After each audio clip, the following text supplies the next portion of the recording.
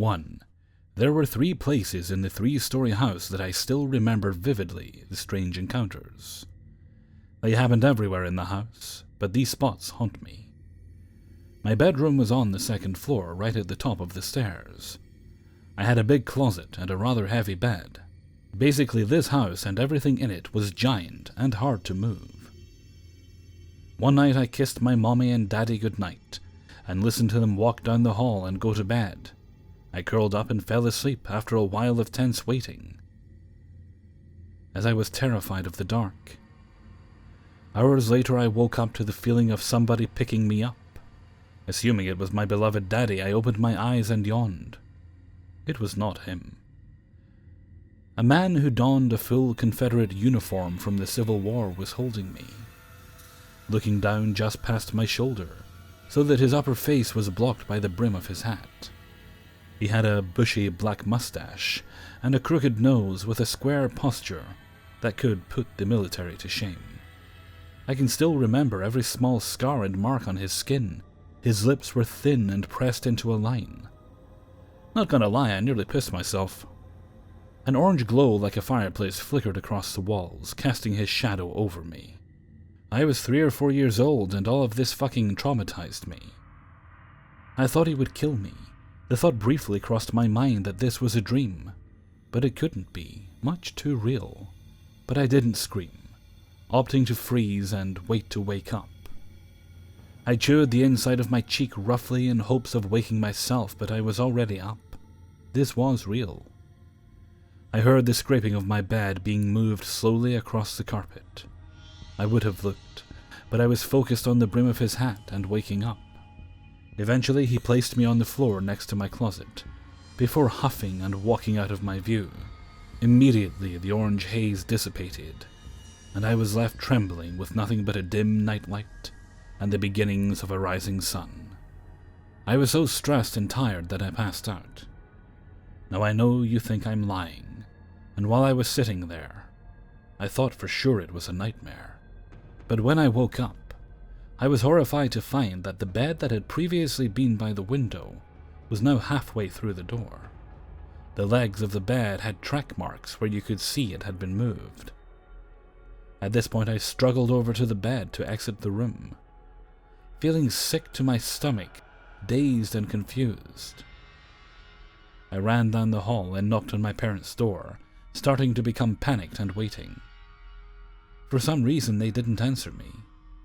Mid-knock I felt a pop tremor through my ears and I froze. I got scared and pressed my back against the wall.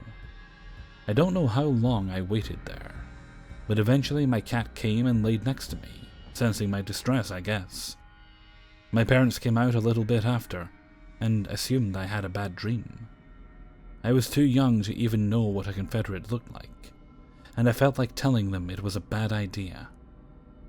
Oddly enough, when I returned to my room to find my bed back by the window, with the tracks still there. It feels so good to get this off of my chest, and I had a lot of experiences with the black mustache man in that house. This was the first I remember, though.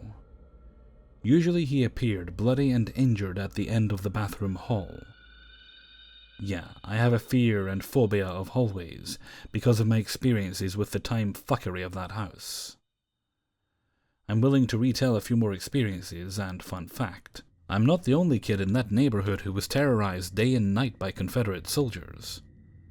One kid I met was watched by them through his window, and also found them milling about his yard. Apparently our cul-de-sac was built next to old war grounds. Fantastic. I had hallucinations that my fingers were falling off, that tentacles were wriggling out from under my bed. Men would watch me sleep, and though I never saw anything, I felt like I was watched in the bathroom. I don't remember how, but I remember someone teaching me to literally lynch my dolls, like what happened to slaves all too often. Nightmares of my family being killed happened often. Mommy got stabbed 9 times.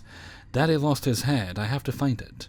My brother was drowned in the basement with the spiders, and our cats and dog were sawed, cooked, and eaten. Meanwhile, little me found Daddy's head above the rocking chair in a noose. 2. All of this took place within 1 year, and I was in 10th grade. Let me just describe the layout of my school first. My new class was also on the 2nd floor. Each floor had a hall and a bunch of classes on either side. The teacher's lounge and library was on the 1st floor, while the admin office, reception, and principal's office was on the ground floor. There were 2 sets of stairs. One was outside, connected with many balconies that led to every floor, and one was inside and had its 1st floor opening blocked off due to the teacher's lounge, so it led straight to the ground floor. Also, it wasn't a really big school, nor did it have too many students. Therefore, it sometimes got really quiet in there. One time I was going down from the outer stairs and felt someone push me from behind. I almost fell down the stairs, but good thing I had a firm grip on the railing. No one was there except me, and after that, I got very nauseous and felt like every muscle in my body hurt. So much so that I went home early that day. Another time, me and my friends were messing about in our class when we decided to go downstairs and play some basketball. We were almost near the outer stairs when we heard screeches of furniture being moved around. We slowly went back to check, and the front row of chairs, they were the typical type with small desks attached to them, were rearranged. It freaked us all out because we were just there a while ago when no one could have done that in the time we walked from our class to the outer stairs. Suffice it to say, we were all extra eager to get away from our class. Then one time my uncle was late to come pick me up, so I sneaked in the common room, it was only for the seniors, and started to write some random things in my journal. It was just me there since my uncle was very late. I had gotten very absorbed in my journal when there was a loud bang on the glass window. It looked out to a narrow alley connected to the school garden. I thought it must be some students, but the window was so big, and had the curtains parted, that it was hard to miss if someone was fooling around or doing something. No one was there. I even went out to check that alleyway and looked for muddy footprints, but nothing. There were some other incidents, but I feel like all of them can be explained, so I won't mention them. Now for my friend one. I had a total of 5 friends. One of them was my BFF. It was near the exam days, so most girls went home early to go to their cram schools or study themselves. 3 of my friends and I stayed back one day to clear up some physics questions. I got done first, so I told them I was going downstairs to meet up with my BFF, who I assumed was probably hanging out with her basketball teammates, waiting for me as we had decided to do a sort of group study after school. On my way, I met another one of my friends coming up the outer stairs. I'll call her Anna. I asked her if she saw my BFF in the sports ground. From the balconies you could see the paved ground. There were 2 grounds and 1 garden. She said she did stop by, but my BFF had gone home. I was obviously surprised hearing that. She asked me if everything was okay and stuff. Then she suggested we hang out instead. I told her that we better wait for the 3 friends still busy with physics questions, even though she insisted that we didn't have to wait. So after I insisted, we went in an empty classroom to just chat. She wanted to close the door so we won't get in trouble, but I said no need, we weren't doing anything. She was very pleasant, but insisted that I close the door or go downstairs with her, complaining that waiting for others was silly, and even offered that I do the group, duo study more like it, with her at her place. Then after like 10 minutes, the rest of my friends joined us, and we were like, why not? We all help each other with different subjects. Anna got very agitated, and even taunted rudely to one friend who didn't get that good grades. I honestly was tired and wasn't in the mood for drama, along with being annoyed because my BFF had ditched me. So I told my friends I was going to the IT lab for some worksheets. It was on the ground floor. And then we'll call my uncle to come pick me up. Anna offered to give me a ride back home, but I told her no worries. She was very persistent, but I told her it was fine. She looked angry and glared at me as I left. I took the inner stairs and quickly got those worksheets. On my way out, I saw my BFF sitting on a bench, looking bored outside by the bigger ground. This one wasn't paved. I jogged to her, confused as to why Anna had lied to me. She said I took my sweet time, but I told her how Anna told me she was gone, and she seemed to get really annoyed at that. She told me I was the one lying because she was out here the whole time, and saw Anna leave a bit after we had gone to bug the physics teacher. The main gate was openly visible from the non-paved ground. I was so shocked, honestly, that I couldn't even say much. I asked her if she was playing basketball, and she said all her teammates were busy with studies, so there were no sports until the exams were done. In the end, I explained it to her what happened, and we went to find the rest of our friends. Later that evening, we talked about it in the group chat, and now everyone did agree that our school was weird. The real Anna was so freaked out and confused as to what even happened. Not sure why that doppelganger wanted me to go along with them. In any case, I feel like it was a good thing I didn't go anywhere alone with whatever that thing was, pretending to be my friend. 3. When I was in high school in the early 1990s, my friend who lived nearby would drive both of us to and from school until I got my license. We lived in West Virginia, about 30 minutes away from our school in Maryland. The first part of the morning drive was along winding country roads through mostly farmland. One April morning we were zipping along while listening to music. It was probably around 7 a.m., so there was just post-dawn light, enough where you still needed headlights. We crested a low hill and the road ahead dipped down, followed by another rise about 50 yards farther on. On the rise ahead, I was startled to see a group of men crossing the road. There were 5 to 10 of them, and some carried what appeared to be long-handled tools, shovels or picks and the like. I probably shouted out something like, "Whoa!" My friend saw them too and braked hard as he was going down the hill. We often encountered deer or possums on these roads in the early morning, but it was a shock to see people in the road ahead. When we came over the next rise, the men were gone. There wasn't a sign of them. The view on both sides of the road was unobscured, and there was nowhere they could have gone to be out of view that quickly. No trees, no corn stalks, nothing. I immediately felt a jolt that radiated out from my core to my extremities. My friend couldn't believe it either.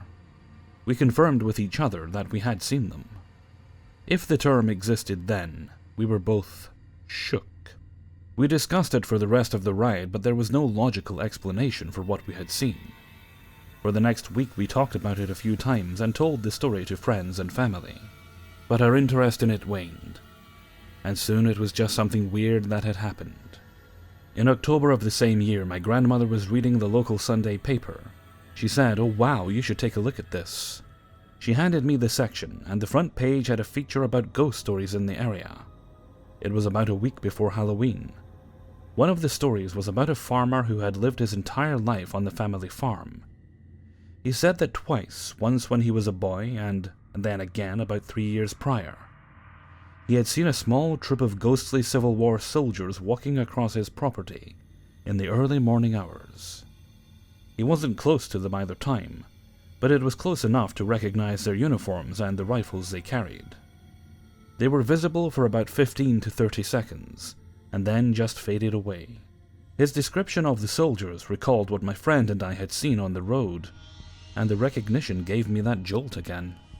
The article gave the general location of the man's farm. I looked on a map, and it was about 5 miles east of where my friend and I were driving that morning. I have no doubt that we saw those same soldiers. I recently tried to find that newspaper story online with no luck. It was likely in the Hagerstown Herald Mail, but it could have been another area paper. My memory of it is still pretty vivid, and I think about it sometimes, if I'm driving alone on a country road.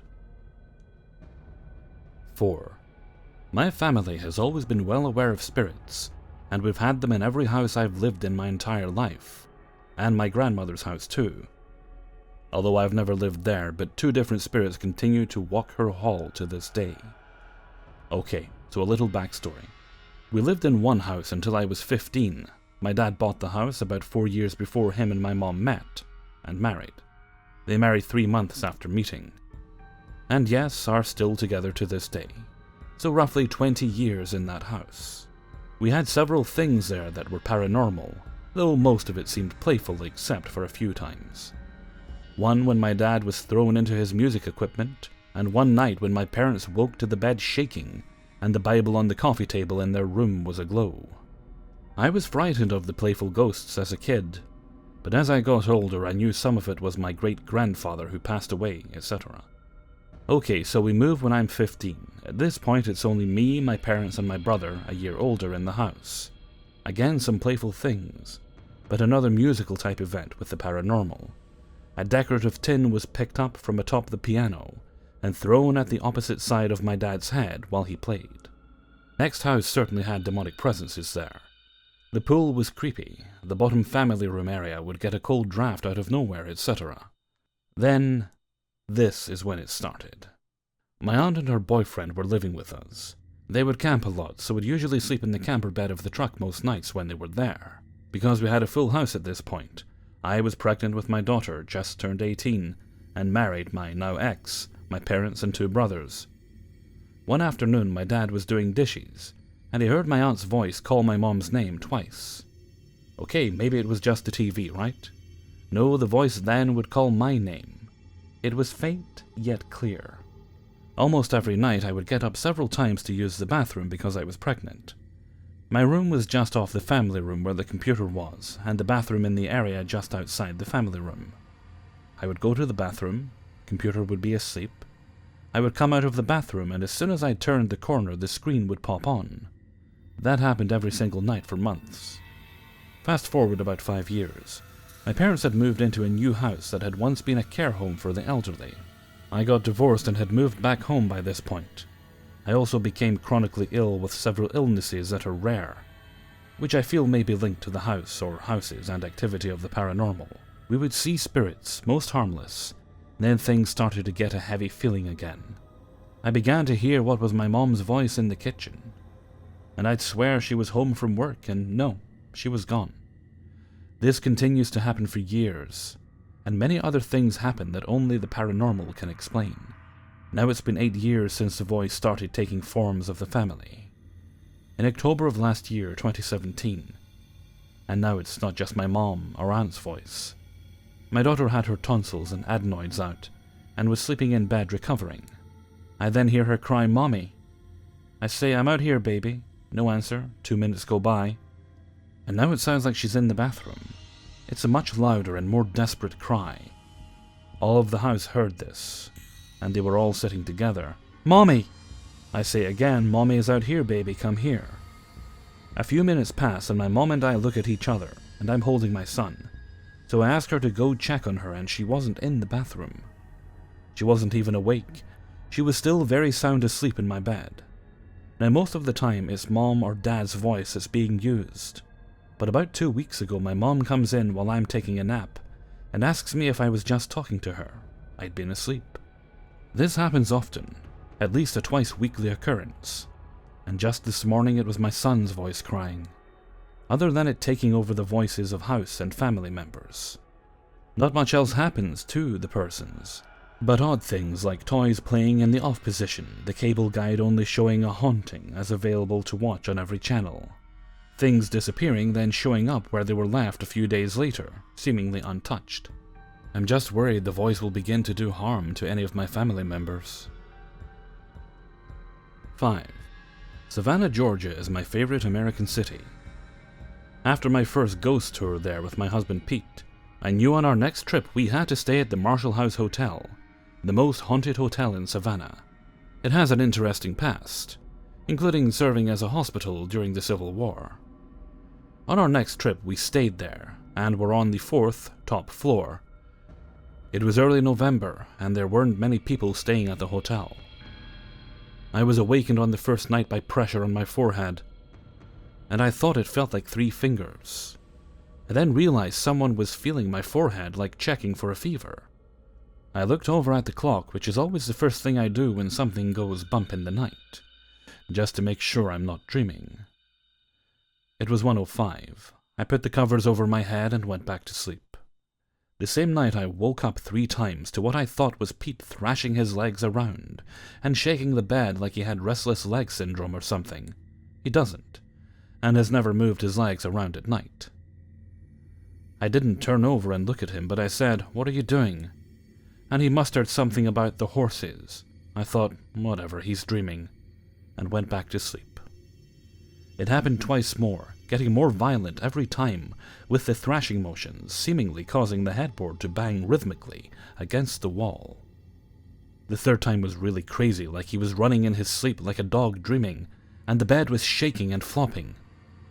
Each time I asked, "What is going on?" And each time I got an answer about the horses. Well, he had no memory in the morning of being awakened, or dreams about horses, or me asking him anything. And the headboard is bolted firmly to the wall. I couldn't get it to move and make that banging noise, so I can only conclude it was being knocked on. And what was moving the bed, if it wasn't him? I wish I would have not pansied out and looked over there.